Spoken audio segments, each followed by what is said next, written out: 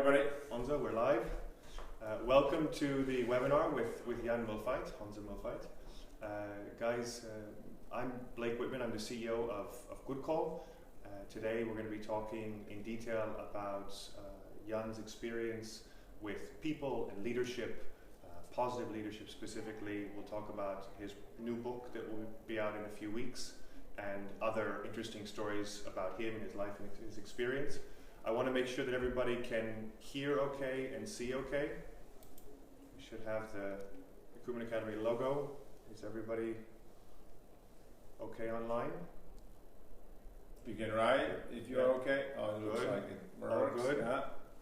I see also that we have Melina Costi online. Yeah. Melina, that's my dear co-author, my co-pilot, very smart lady from Liverpool. Welcome, Melina.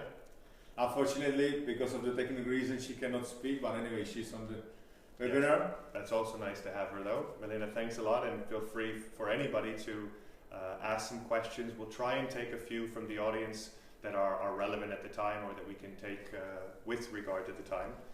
We've got it scheduled for 60 minutes and we'll do our best to keep it to that. Okay, looks like everything's going okay.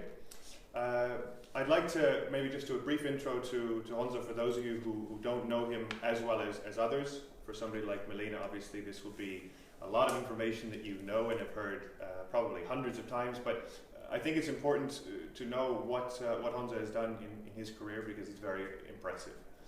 Over the last, 54 years to be exact, right? Yeah. Honza has continued to grow and to develop. 22 years in Microsoft, 15 years in leadership roles, finishing for a number of years, I believe 7 or 8 as chairman of Europe.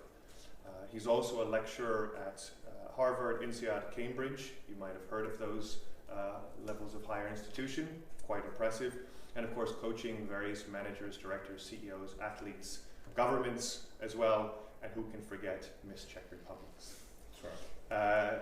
As well as teaching and advising companies, organizations, and countries, advisor to various international organizations like the World Economic Forum, OECD, and others.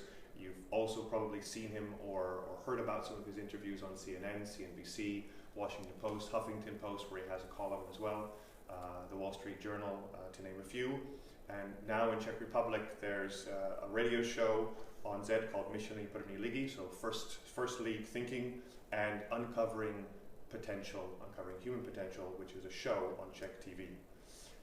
And of course, one of the reasons we're here today is Honza has decided that all of that wasn't enough. There still needs to be one more big step, and it's my first question to you, Honza. You wrote a book.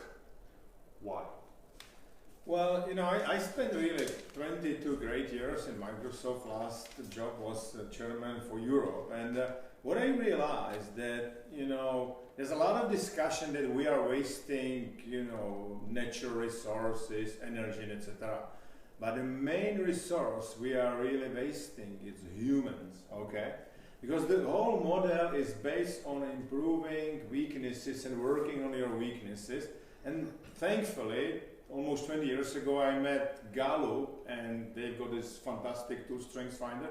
We changed my career and changed career of many people in Microsoft, where before that, you know, that region I was ranked was like 2,000 people in Central East Europe. We were average or below the average, 13 regions around the world. Suddenly, once we changed the dynamic, we said, we will use where you are best, your strengths. That region was 4 times in the row, best region worldwide, when Microsoft was the biggest company at the stock exchange, right? So there were a lot of people discussing, hey, Jan, you should write a book. And then, through some friends, I met Melina, right? And I think Melina, she's one of the smartest, you know, women I ever worked with. And she is a writer. She got like business background, marketing background. She was helping students at Liverpool University. And I think, you know, talking about strengths, we were very complementary how we were putting the book together. And that's why Pearson decided to publish it, you know, worldwide, which will happen October 14th. Okay. Talk to us more about what's in the book. Yeah. I think there's some great messages here to talk about. There are like 4 questions we need to address. The reasons why individuals, organizations, but even countries are not able to unlock human potential. Number one, and I touched it already, we concentrate on the weaknesses, not on the strengths. And you still need to cover a little bit, weaknesses. It's like Tiger Woods, he needed to learn a little bit how to play from the bunker, but he spent disproportional time with the swing. That's what made him Tiger Woods, right? The same with Jaromir Jagr. Jaromir Jagr, if he would be defender, he's one of the best players in HL. He would not qualify even for the Czech First League, but because he's offender, he's attacking, he doesn't need to skate back. That's why he's good, right? So that's number one. Number two is like we need to have inspiration and our reason, the meaning in our life. We start to plan very often and we climb the ladder very fast in our careers. And at the end of the life, or maybe 50 years old, we figure out, hey, you know what? The ladder is facing wrong wall. Okay? So because there's a huge difference between motivation and inspiration. We'll talk later on about it. So that's the second point. The third point is, and we talk about it in the book, that we try as human beings to manage time. You can't manage time. You can manage yourself. That's the only thing you can manage. Okay. It's about the energy. And we knew as a humankind in the old Greece that energy is manageable. We were talking Kalokagatia, wasn't the name. 4 energies: physical, emotional, mental, and spiritual. So that's the third thing. And the fourth is like, what is the relationship between success and happiness? Because a lot of people think, hey, once I will be even more successful, then at the end of the road, there's a happiness. Doesn't work like that. Happiness is basically the way. Happiness is the joy on your way to unlock human potential. You need to if you are like Jaromir Jagr or whoever, you need to like to win basically, but you need to like the process, the journey. Absolutely. So in me and Mel, we talk about 4 P's of the positive leadership: positive people who concentrate on the strengths; positive purpose, that's finding your meaning; positive process, that's the energy management; and positive place, where basically happiness and success are in the balance. Basically, we are saying once you find where you are good, your talents, then and only then you can get inspired. If you are inspired, put all of your energy behind your meaning, and then you will be happy, right?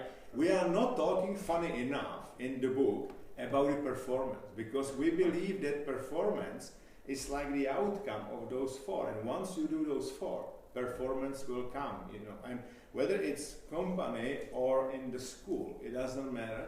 If you do it in this way, I think that's the way how you can be positive leader. Very good. So quite a lot of what you said reminds me of somebody that I've watched a lot. We were talking about before. Simon Sinek, his golden circle concept of the why, understanding the purpose. Explain what you're talking about. Sounds like it's a bit more wide and goes into some different areas. Can you explain a little bit for the people here who aren't aware? Simon Sinek has a golden circle concept, starting with why in the middle and moving out to how and what, and that's the way that people, if they want to be successful or understand themselves, you should start with why, including a book he wrote. I think all of those books, including Simon, and I like the book very much, and in fact Simon was a trainer for Microsoft, are having the roots in the book The Man's Search for Meaning from Viktor Frankl. Viktor Frankl was the psychiatrist from Austria, and he survived a couple of Nazi German camps, right? And Viktor Frankl was saying, if you have a meaning in your life, you can survive everything pretty much, and explaining it, because there were some prisoners who didn't survive even though they were physically better than him, because their meaning was like that the Russians, the soldiers from the Red Army will free up the Nazi camp. It didn't happen. His meaning was to write a book about the experience. So his meaning was going beyond the Nazi camp. Yes. That's why he survived, even though his conditions were not that well, right? So I think this is really important to have a meaning. Our book goes beyond, because it's really like finding what is your meaning, and we talk about in the book about 3 circles. You need to find out your talents, your strengths. you need to find out where are your passions, where are you in the flow, basically the talents which are putting you in the flow, and then you need to check if those two are in harmony with your personal values. And personal values is usually something you admire in the other people. So there's a lot of exercises, and Mel did also, I think, a lot of research. So there's an academical, in my view, validity of the book. Okay. Can you talk to us about how someone, I've studied a lot about purpose and why in general, and actually the Viktor Frankl that you mentioned, I can't remember the name of his book now. The Man's Search for Meaning, Viktor Frankl. Yes. Yeah. Okay. So this is a book I just bought from Amazon a month ago when I was in the US. Good to hear that it's a good one. How can a person find their purpose? Yeah. Can you give a few simple things at least to get a person started? Right. Usually, if you start with your talents, I will start when you are born. If you are born, you have like 100 billion brain cells, and those cells are getting connected through so-called synapses, okay? And those talents are coming from your father's side and the mother's side. So the kids are really, their brains are wired in a superior way, because usually we leave kids on their own. Now, if the kids are if they are 6 years old, 98% of the kids are showing high creativity. If they are 25 years old, it's only 2%. Because the school is putting everybody in the same box. What is good is that because of the computer tomography, we figure out that you can rewire your brain. And those synapses, where you have your strengths, are basically wired in the way what is your experience, what is around you, and how you think. So the tests we are doing is basically to show you what are the talents you had in the childhood, basically to get back. And then once you start to invest in those talents, to use them, you will create the strengths, right? Some of us simply are having those strengths still. Some of us, they left it in the school, but it's possible to rewire your brain if you start to use it again. If you don't want to do the test, do following. Take activities which are putting energy in you, and those are your strengths usually. Take activities which are, getting strengths out of you, and those are weaknesses, okay? So you need to figure out where you are good, what is your talent. That's first piece. The second piece, and that's the second circle, is basically where you are in the flow. In psychology, flow are the moments where it's very difficult for you, but you are using your talent in the best way. So those are the flow moments, okay? You are basically losing the sense of the time. Athletes are talking about being in the zone. When I was playing tennis, we call it, timing, okay? So where you are in your best, to figure out what are the activities where you are at your best.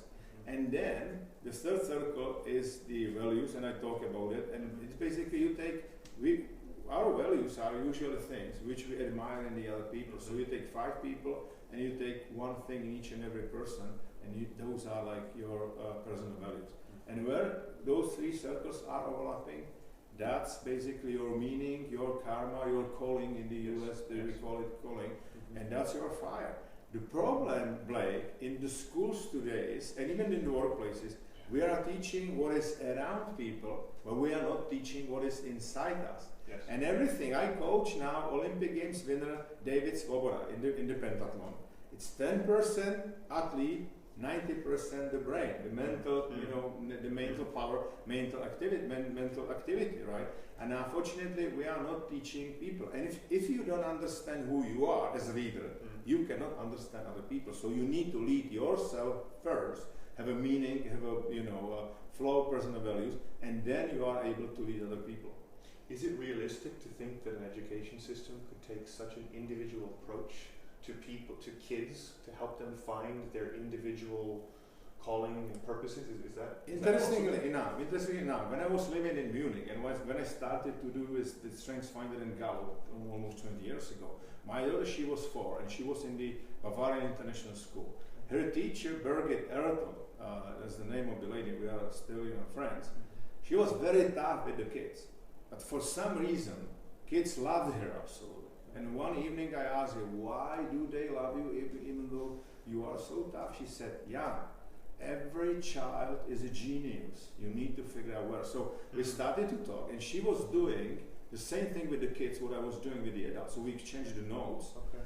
She moved to Dubai and she created like 3 international schools based on the concept we are talking about. It's called Creative Garden. She wrote a book about it. So I'm absolutely sure that this is working also for the schools. Okay. Yeah, as we know, I've been in Czech Republic 16 years, and I've seen some of the challenges with my own children. I remember my son coming home with some of his notebooks all filled with red. Right. Just the red mistakes. What are you doing to try and kind of change that and help? I know you sit on some, or you've advised. Well, you know, funny enough, I'm still an advisor for the higher education for the whole Europe, for the European Commission, right? In the Czech Republic, I was advising to a couple of ministers, but you know, it was going nowhere. So now I try to change it from the bottom up. So I train teachers, but I'm also preparing with some of the friends here in the Recruitment Academy.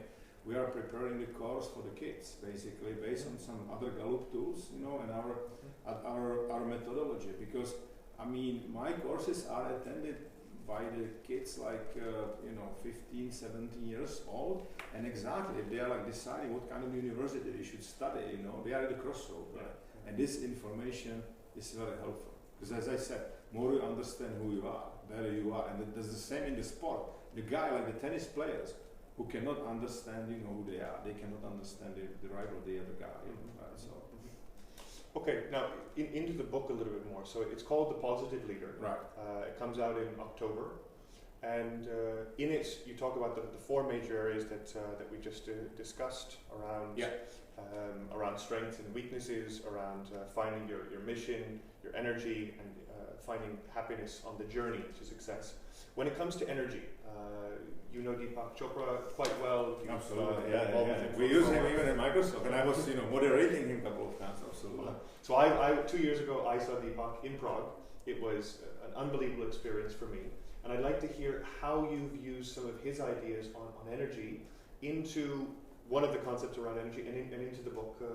I think, more about that. Blake, I think in general, talking about managers and leaders, okay, we will have even more stress in the world. That's clear, because your brain in 1 week needs to process the same amount of the information like the brains of our predecessors 100 years ago for the whole life. Yes. Because the Moore law, which is pretty much like doubling capacity of the computers every second year, is bringing more and more information, so there will be more stress. The only way, I mean, stress is not killing us. What is killing us, we are not able to work with the stress. If you go to fitness, your muscles are under the stress, you know, then you have a rest, and next time you can, you know, face even bigger challenge, right? But we don't do it with our mental, emotional, or spiritual muscles. That's the problem. And that's where, you know, Deepak is fitting. What I'm saying, that, you know, the managers from Asia, from the Eastern cultures, are more ready for this culture. They have like Tai Chi, yoga, and all of those things. And I said 5 years ago, I think it was the Financial Times or somewhere, that you will see more and more top CEOs of the global companies from the Asia. And today you have like Satya Nadella in Microsoft, Indian guy, young Indian guy, the same Google guy, you know, and etc. So I think Western managers or from Western Hemisphere, they need to take, you know, meditation and what Deepak Chopra is saying about the energies really seriously, right? I will not name the bank, but now, for example, we will teach how to meditate the whole, you know, board, not only me, but there's some psychologists with me, and it's really changing. We did the same thing in Microsoft. The first year, everybody said, no way. The second year, we trained all country managers how to meditate. The third year, Deepak Chopra was a keynote to the whole leadership team, okay? So the thing is changing. It's going quite slow, but, you know, it's changing. And I think Deepak is a great guy because he's connecting science, spirituality all together. Today, the best, you know, neuroscientists are having meetings with Dalai Lama because they talk about the fact that, you know, because of the computers, we figure out that our thinking, our mind, can influence the brain. That's what Buddha knew 2,500 years ago, right? That's why they are, right? Because it's called neuroplasticity, that our brain can be, you know, rewired all the time. We were talking about it. That's pretty much the synapses. So I think it's great, and I think the humankind finally, hopefully, will learn from the past also. Very good. Very good. Now, Honza, you're a funny, outgoing guy who clearly likes to talk and people. Tell me, when it comes to leadership and managing people, one challenge that I hear from people a lot is being a very professional leader and being a friendly, personal leader. How would you recommend people balance getting close to people and very personal, but not crossing certain lines and getting, let's say, too close to people because they may not be. Do you believe in that? And what do you think about this? I think you need to be quite close to the people, and it's a different closeness if you have like 100 people and if you have 5,000 or whatever. Now, for me, the important thing for the leadership is something we call vision. Vision is the picture of the world. It does not exist yet, but you start to believe in it. Vision created Bill Gates as the richest guy in the world. We see it every day. Yes. With the vision needs to create the faith, right? Your faith, and then the faith of your followers. It doesn't matter whether those are followers, like from your formal structure, or you are Gandhi and followers, or Martin Luther King from the other structure, or Steve Jobs, the Lord of Loyal Customers. So that's what creates the vision. If the people following you start to believe in what you believe, they will move. In a nutshell, in my view, leader is somebody who can make himself or herself crazy through the vision, and then in a healthy way make crazy other people. This is it. There's a lot of books about the leadership. But the leadership is basically about this fact. In fact, I was opening a couple of months ago a big conference in London. It was not called leadership, but leadership, right? Because if you wanted to move the whole organization, you need to move your people. And there is this illusion also that the leader can change the people. It's illusion. People are still the same, okay? I was on reunion after 30 years. People are still telling the same jokes. They are getting drunk in a very fast way, whatever. They are still the same way as 30 years ago. Why is my wife always trying to change me then? I don't know. You should tell her, you should tell her it's something different. What you can do, you can find what the strengths and talents of your people are and unlock them. Because there is another illusion. There's a lot of CEOs saying people are the most important asset, which is like halfway through. Your people's strengths are the most important asset. And if you are able to unlock it, then you can do it. There's a great guy who was teaching me creativity, Eduardo Bono. You may know it's like 65 books about creativity. Eduardo was saying that the word competition in Latin means compete, and it means like searching in the same level. If you wanted to jump over your competition, it's rather surpetition. And I think surpetition you can do only through the strengths of your people. The program, strategy, everything else, your competitors can copy. They cannot copy what is unique in your people.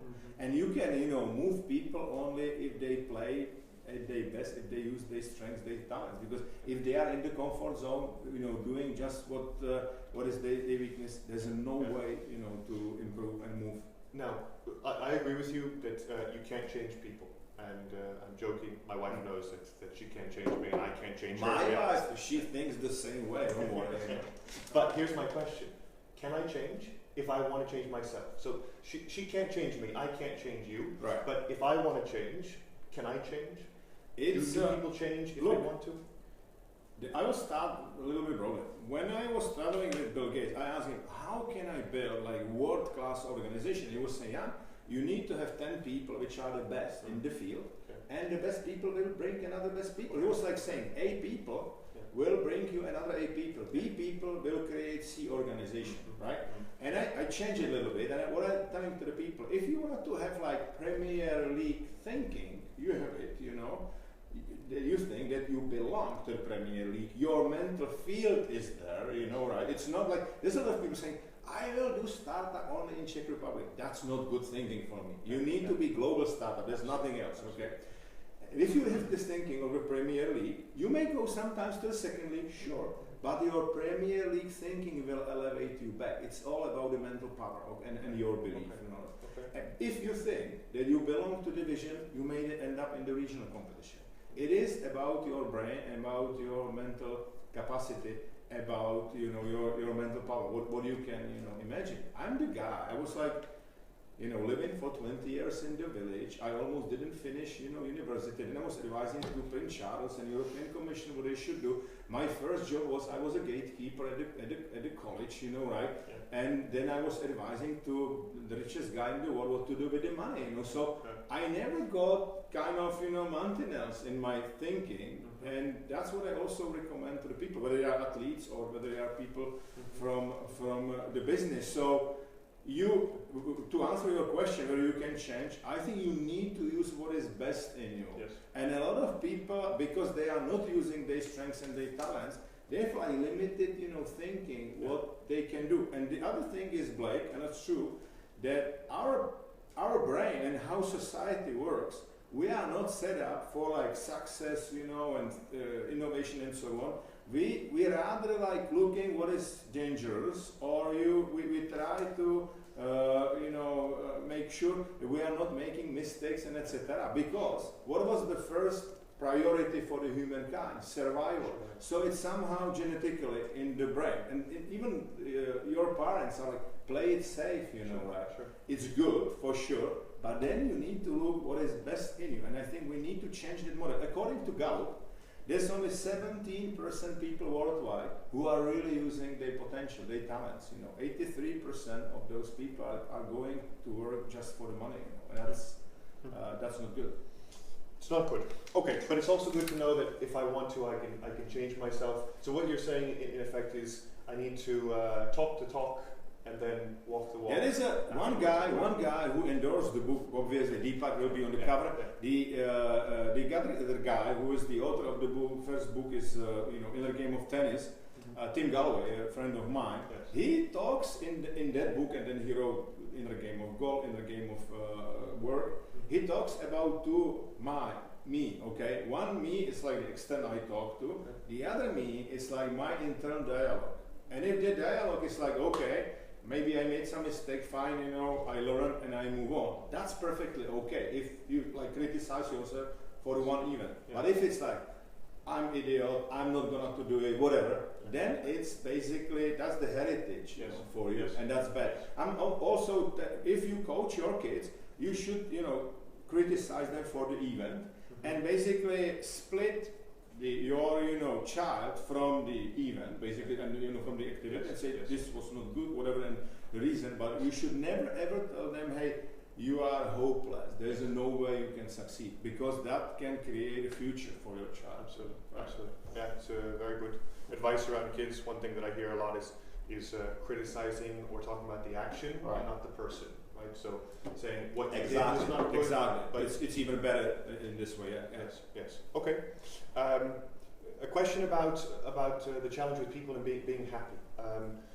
Luckily, in Good Call, we don't have this because all of our people are just perfect. I think you have a lot of girls here, young girls. We have a wonderful team here. You have a good chairman in recruiting academy.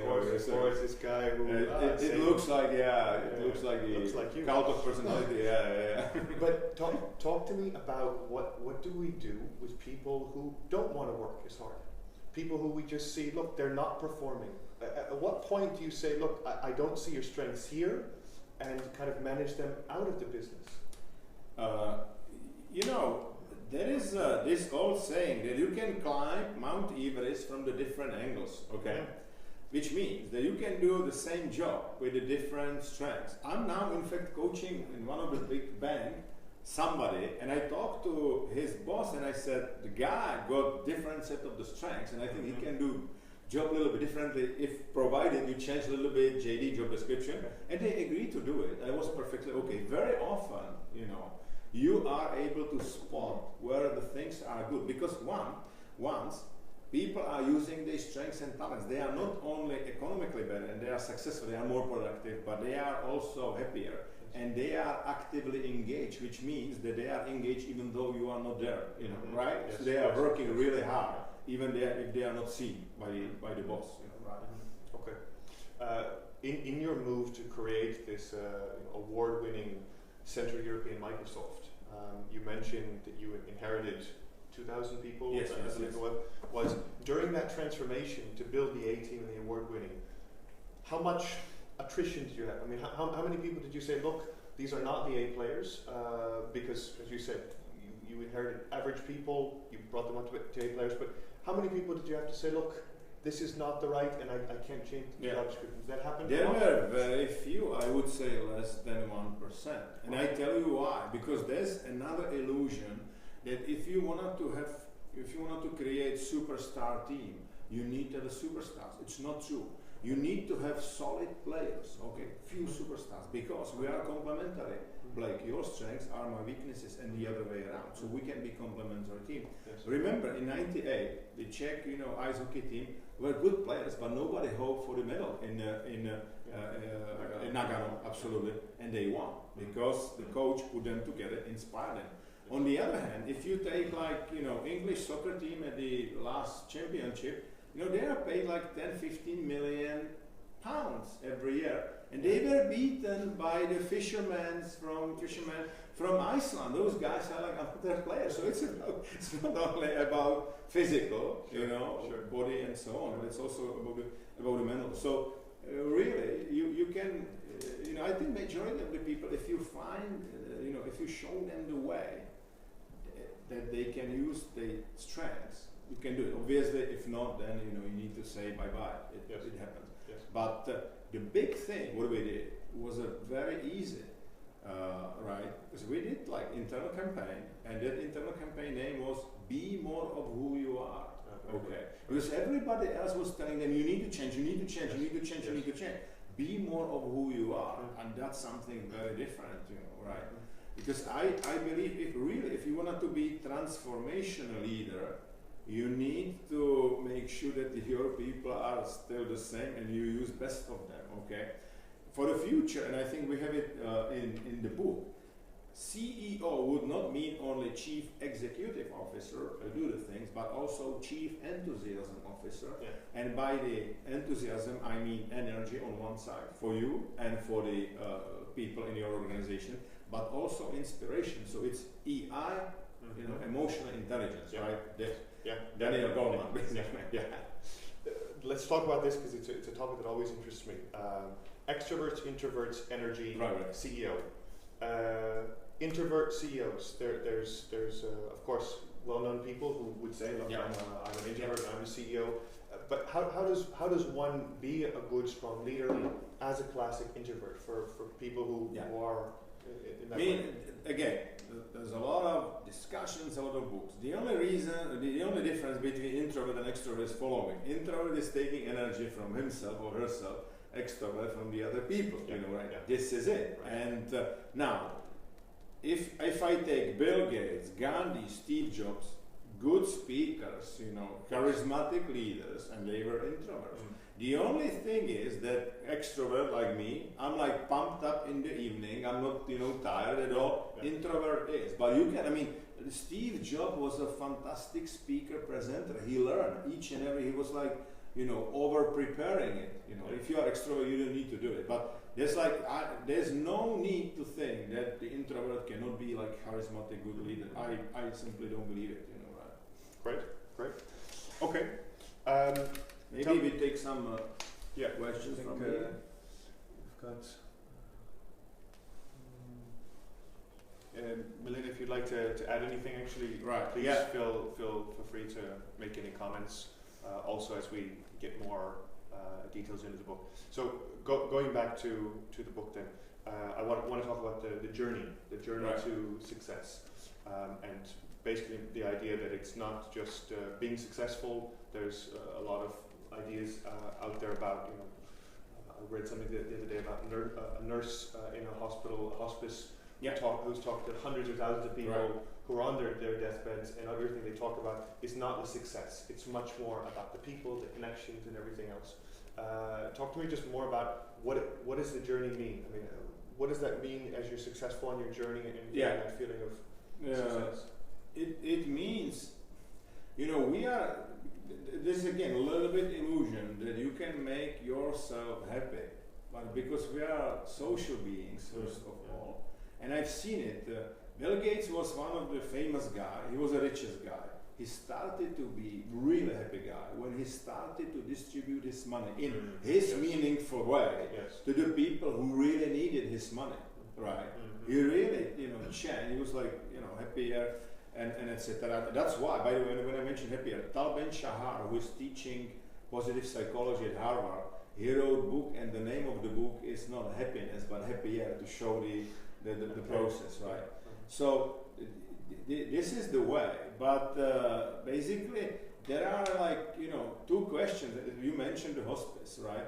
And I think there are two questions if you are like getting closer to die. There are like two questions you are having in your mind. Number one, was that life I was living really my life, and was there a meaning behind the life?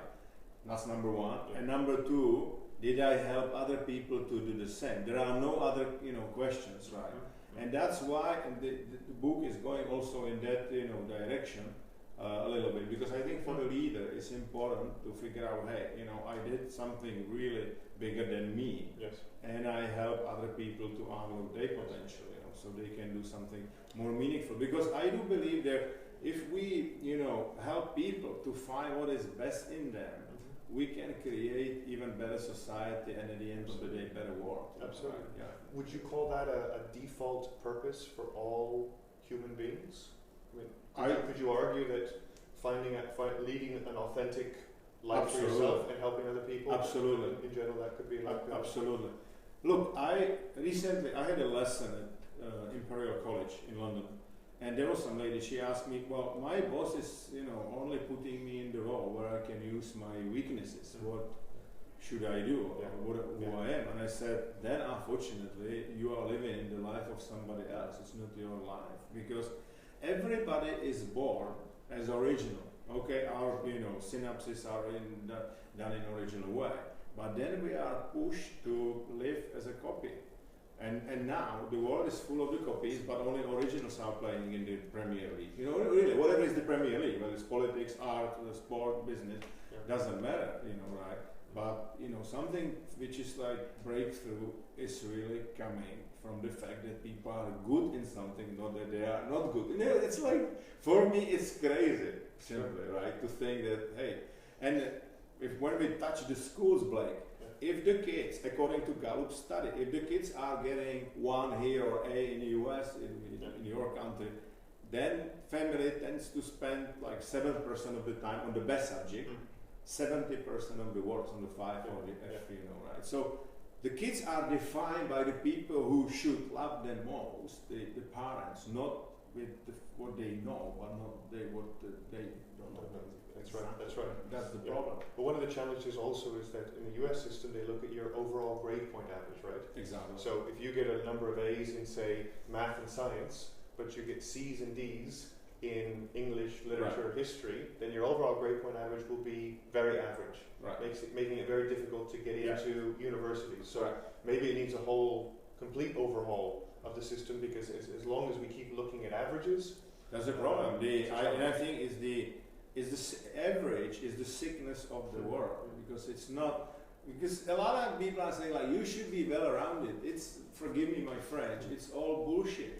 I mean, I don't know well-rounded athlete or well-rounded Bill Gates or whoever, Steve Jobs, you know, they are sharp in something, you know, and they do it in the best way and like worldwide. This is it. Sure. Right? What about for the people who say, look, I'm not going to be Bill Gates, I'm not going to be Steve Jobs, I'm not going to be Honza Mühlfeit, I just want to be decent at what I do. Is it still as valid for them? Absolutely. It depends what do you want to do. Because people are like pushing me, if I work manually, this works only for the people who are like making their living through the brain, whatever. No. Because, you know, I was recently, like half a year ago in New York, okay? There was a guy who was really using his strength. He was like bus driver. But he was like presenter. He was like, hey, there's a discount here. There's an opera here. Everybody was giving him like $10, okay?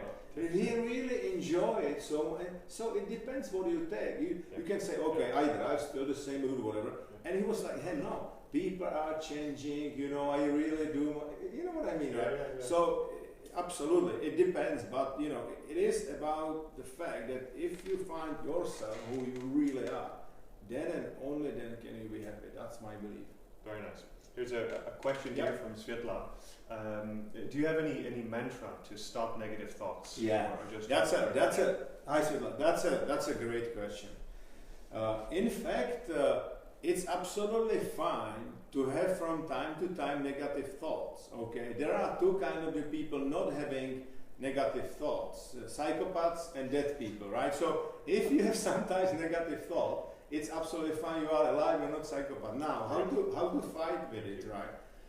Don't, because we have different parts of our brain, and obviously the brain, which is doing the emotional, trying to do emotional hijacking, the negative thought, is faster than the logical part. But if you will make sure that that negative thought will just, flow, and you will not catch on that negative thought, that's absolutely fine, because your logical part will come, back. There's a great book, The Chimp Paradox, from Stephen Peters, the guy who's training a couple of Olympic Games winners, and he talks about logical part of your brain, that's us, and the speed is 1, okay? Then he talks about the chimp, speed is 5, because that's the emotions, chimp is faster, and then computer, and it's 10. And computer is basically, where you put your habits, once your brain is really trained. Because sometimes people think that we are our thoughts. It's just the thought, right? Because, if you take, I will give a 1-minute lesson in Buddhism, okay, now. Please. What Buddha was saying, you need to control your thinking, and that's the only one thing you can do. And only if you control your thinking, you can be in the present moment. That's important to be, in the now, because you cannot change what happened already, and you are not yet in the future. For example, if you play tennis, you need to concentrate on the current ball. It's the same way if you write. If Melina was writing, she was, concentrating on the current page, whatever. Yes. So that's the be in now. Yes. Only if you are in the now, you figure out that everything is changing around you.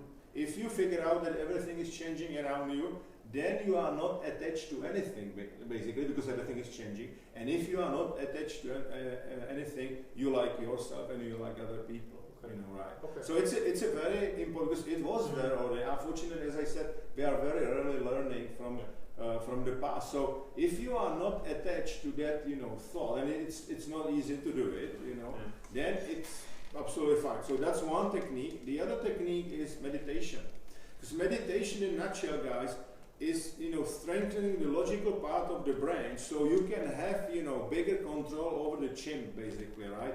They did recently some research, and if you meditate like 10,000 hours, and you don't need to meditate 10 hours, you have absolutely control over your mind and even over the negative thoughts.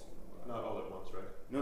You need to step by step. There's a question here from Robert about meditation. Right. Do you have any good books you could recommend about meditation and how to? I think Deepak Chopra books. Each and every book, there's some meditation technique, mentioned.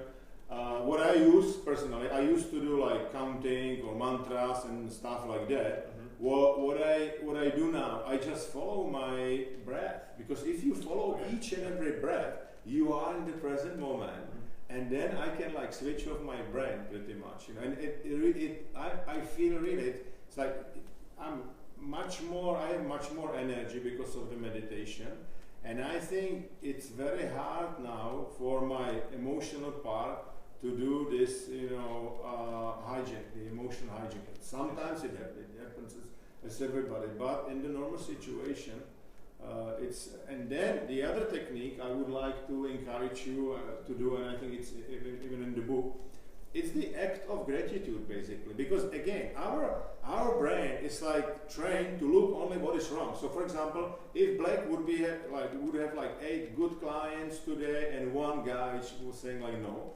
your brain naturally will go to that guy no, okay. But if you will go to the bed and you will say 3 things you really like from the day and thank for them, and do the same in the morning to say, hey, those are the 3 things I'm looking forward, and thanks again. I think your brain will get under another pattern, basically. How often do you meditate? I meditate in the morning, in the evening, but I'm also able to meditate in the metro. If I go 10-15 minutes, I am able, in the airplane, in the car, whatever, in the taxi, everywhere. Right? Okay, very good. In one of my former organizations that Milan Novak was also part of, we used to meditate before some of our big regional meetings or board meetings. Have you ever done that? Nice. Yeah, we did, as I said, we trained like all country managers, and then we were doing, some training. And I must say that it was like 2011, they still use it. It's like 5 years, and I talked to some of my former colleagues from Microsoft, they still use it. So Very good, very good. Okay, a couple other questions I wanted to ask. You mentioned being in the moment, tennis player must be here. I know this also from golf. Right. They say the pros, one of the big advantages they have is they're able to put the bad shot behind them. Yeah, exactly. As an amateur, we have a lot of bad shots. Right. Definitely less bad shots than I do, but they're able to put it behind them and and go on to the next Exactly. shot. Would you also call that mindfulness, or how? Absolutely, how yeah. do you bring Mindfulness, and that's a good reminder. Mindfulness for everybody else on the call is something which is now absolutely flying in the US, and it's getting a lot of more attention also in Europe. It's basically to be in the present moment and look at the things non-judgmental and don't judge. Now I give you one example. What happened with Jana Novotná? She was a very good tennis player. In '98, Jana was in the final with Steffi Graf. She won first set. She was winning 4-1, 40-15, and she lost. And explained why she lost. Exactly, she lost the present moment. She was like waiting for the ball, and she looked at the score. And she started to be scared to death that she can win. So her mind was, already up, and it was like 5-6 balls. She would be, down. And she lost that, being in the present moment. She never returned in the present moment. If she would go like one ball after the other, she would be able to do it. And then she started once, Graf was like, was a 1-1, and then it was destroyed. And then she won another year. But you need to be the athletes, managers, you need to be in the present moment. You need to have, it's about the mental power, you need to concentrate your mental power. The problem is that today people are only able to concentrate 11 minutes, because we think, and it's stupid a little bit, that if you do a lot of things at the same time, it's great. It's not. Our brain is not multitasking brain. Multitasking means that two processes can overlap. It's not. We can switch from one process to the other in a very fast way. But it's called switching costs. So if you, for example, are doing emails and something else, your IQ goes down 10%. It's like not sleeping 36 hours. Wow. Okay. So we're not computers. We are not computers. Yes. Exactly. We are not machines. Yeah. Very good. Sports, coaches, trainers. One of the new things, as you mentioned, you coach or you advise some athletes as well. Who are some good coaches that you think, even without the benefit of bringing in external people, are there coaches out there now of teams that are focused on this mindfulness on the mental side? There are a few, and I work, for example, here with Marian Jelinek, who used to coach for 30 years, Jaromír Jágr, he was his personal coach, and he's a great guy.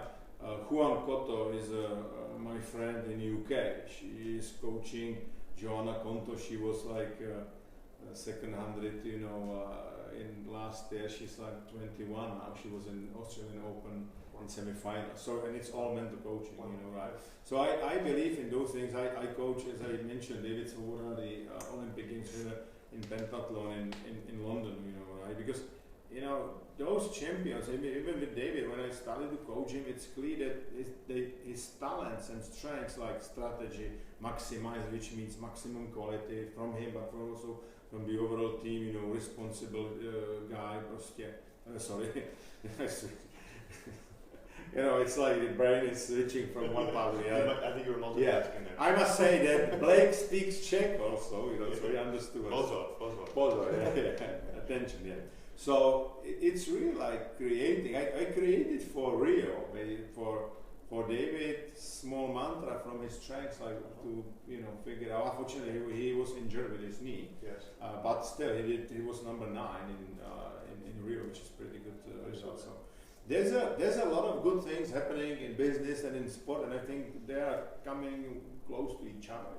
Right? Yeah. Even the coaches. Yeah. And here I'll move into a slightly different area.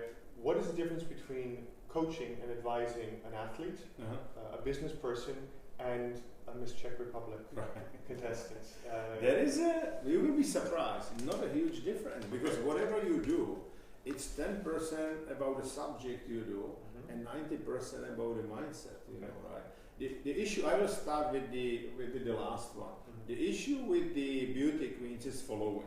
You are like not known at all. Then suddenly you are winning and not everybody knows you. And then you have like 8 months to create your own story, content and everything. Go to the worldwide competition, and it's a very tough for the girls like 20, 21 years old. Right? It's possible. So I have one, Veronika Kashakova. She was born. She was like brought up in orphanages, and she was in the final 2 years ago. She now created foundation for the kids from orphanages. She's teaching them the kids who are leaving orphanages, and it's fantastic. That's a real, again, it's a real authentic story. It's really, her. She found herself, Right? Yes. So with the business people, I think there's a huge difference between athletes and the business people. If you are an athlete, you have like your team taking care of you. Everything is really. If you are a business guy, you have maybe like admin assistant or maybe some coach or whatever, So you need to take care about yourself, on your own, right? And I think more and more business people are really thinking like how I will renew my energy, right? Because the issue is then in the past people were like hunting, having a rest, hunting, having a rest. Now hunting, and then there's like depression, heart attack, whatever. Sure. Because they are under the huge pressure. Because again, the whole model, which is still based on the weaknesses, even on the workplaces, it's not enabling to have a little bit, more rest. Because imagine if it's true, according to the statistic, okay, 20% of the people they are using their talent, 80% not. Which means like the whole world is running on the 1/5 of the capacity. Yeah. If we change it a little bit, the economic growth will be huge, right? Yeah. People will be happier because the one thing when I started to use this approach in Microsoft, we were not only great in the business results, which is the part of the press release when I was leaving Microsoft, but we were also one of the best in the customer partner satisfaction and internal satisfaction of our own employees. Because if you do something where you are good, you like it, you have a good results, but you also are happier, and then it goes very well together. Yes. Okay, good. Here's kind of a deep one. What is the most important thing in your life? This is from by the way. What's the most important? The most important thing is, and that's my mission, unlocking human potential. It's my potential and it's the other people's potential. So I work very hard. I still study. There's a lifelong university now. It's called YouTube because there's a lot of great people there. I learn every day. Are you a YouTuber? I'm a YouTuber. There is a lot of stuff. It is in Czech now. It will be more in English. Okay. But a lot of people follow, and just some students just did the video with me, put it there, and I was in some TV, whatever. Okay. So it's really like unlocking human potential. For me, if you tell me like 2 o'clock in the morning, that's something which is like pumping me all the time. I have it everywhere on the business cards, everywhere, because I really believe that's the way, right? And I was quite successful in my career, but it was like 10% young and 90% people I have a privilege to work with. I know that the book will be successful, but again, it's me and Mel, right? It's not only Jan, because I think Mel is a great so in this case, person. 50-50. I think so. We by the way, royalty and everything is 50-50. She's the name. Still, I have a little bit bigger font, what? But this is it, right? So. All right, we have a few minutes left. So any other questions you want, please throw them in there. On the importance in life and unlocking human potential. How do you work it also at home? Your daughter, wife, other family. Are you constantly getting into them about unlocking themselves, or no? I mean, they are a little bit on their own. But the truth is that Christina did the test 12 years when she was 12. Okay. Her first strength was context. Those other people are learning from the past and applying it for the present and for the future. And those people are usually studying history, or they are lawyers. When she was 16 years, she said, "I'm going to be a lawyer." And she's studying in the UK at the London School of Economics. She'll be the lawyer, right? But it works very well also in the family. Yesterday I was running the seminar, and there was a couple and a son. And I never, seen them before. And I said, I think you work like that, your wife, she goes like very broadly, and because you have a focus, you know, that's the filter for you. So you are telling her where to they were like, how do you know? I said, because you did the test, it's you, you know, right? It's it's fabulous, absolutely. Great. Okay, a couple of questions I have. You know, you mentioned the different parts of being healthy and being fit. Of course, there's the emotional side, the mental side, spiritual side, and also the physical side. Right. And this is something that is also quite close to me through my family. Who my brother's a senior director at Reebok. Oh, really? Okay. Being I didn't know. Yeah, fitness, being fit overall. So it's something that is part of me, is part of my life. What about you? How do you? Well, stay fit? you know, what are your beliefs on that? Yeah, as you know, I was a professional tennis player, and I run like since 12 years old. I run every day. Now I, you know, do like Nordic walking, running because of the knees, so my Then I do like 3-4 times fitness, like the power. And then I do Tai Chi and yoga every morning, you know. So I do like 5 Tibetan-mans, you know, and all that. So I really do. I do probably every day at least 1 hour sport, and absolutely. So and have you done that for your all whole year? I mean, look, last 15 years I was doing 200 flights a year, you know, right? It was a lot of countries, a lot of flights. Sure. I would not survive if I would not do the sport. I would not survive. Yes. And, you know, you need to do it. That's what keeps me also. A lot of energy. It's giving me a lot of energy. I think it's for a manager. It's very, very important. Like sport and move, because your brain is connected with your body, right? And if you move, there's more oxygen in your brain. You're getting better, and it's also for like self-confidence. It's obviously good. And then, you know, I coach the beauty queen, so I need to look good. Of course. Okay, and when it comes to, let's say, your ups and downs that people have in life normally, we all have days that we don't feel great, and then other days where we think, this is it, bad job, bad company. What's your advice to these people?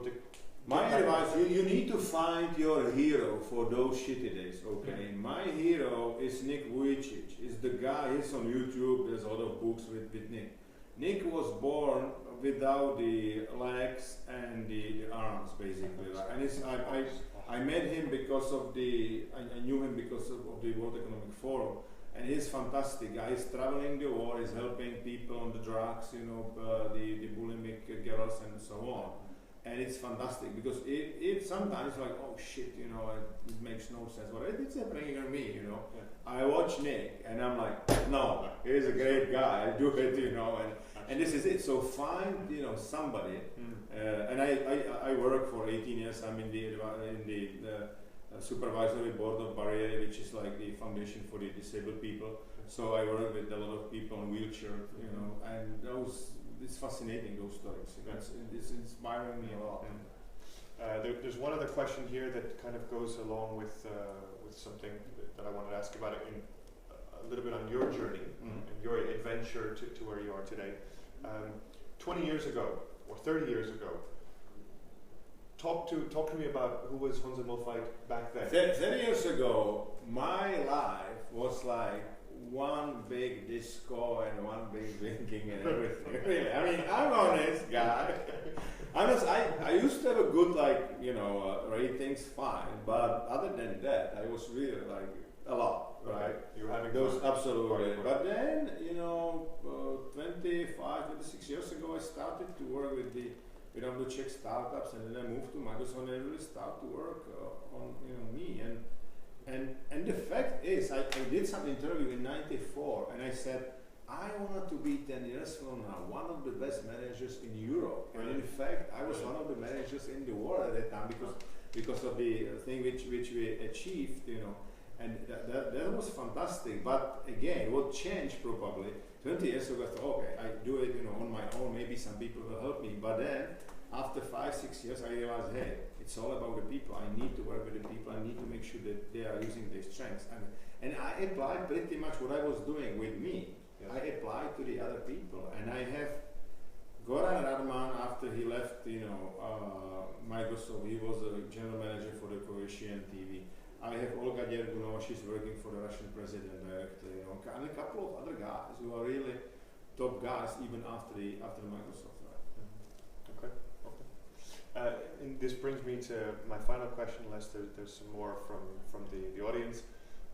So it does start with you, and this is what I want to. So you started by trying certain things out on yourself, figuring out that they worked, and trying it on other people. How did you come to that? Where did it come from? What was the kind of the first steps where you started looking at yourself? Because my first strength is maximizer. Maximizers are people who want the best from themselves, but are learning from the best. So now on YouTube, I really look whoever is the best, because the learning from Bill is like you need to learn. If you want to be best, you need to learn from the best. Everything else is compromised. That's what Gates was always saying. Was saying, hey, our competitors sometimes we were number 2, we were not always number 1. They are the best now. We need to learn from that, right? And he was like very religious about it. And that somehow burned in my brain. So if you want to be best, learn from the best. And today it's quite easy for everybody, because if they know like English, it's there's a lot of stuff on YouTube. And once I start to do it, I start to coach my people and other guys to do the same. And you lead obviously by example. I never got, for example, business analyst. I did everything like on my PC. Really, even as a big CEO, I did it on my own, because I started on a very low level. Obviously, it was a fast career, but I learned everything, from. What would you say to a person who says, or the theory that don't look at the competition, just worry about yourself and go forward? We don't want to copy. We don't want to necessarily look at them. We go our way, and that's it.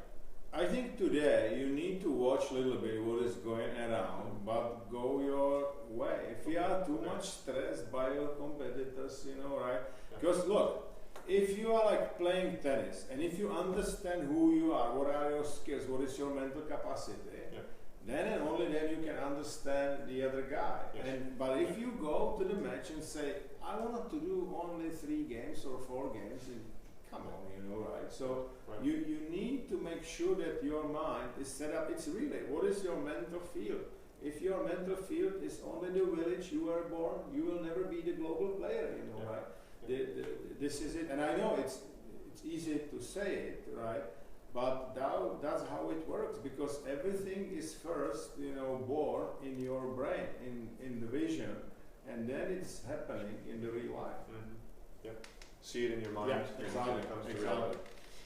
Very good. Okay, guys. It looks like there was a little bit of a connection issue. I hope it's back on. It looks like Facebook Live is working well.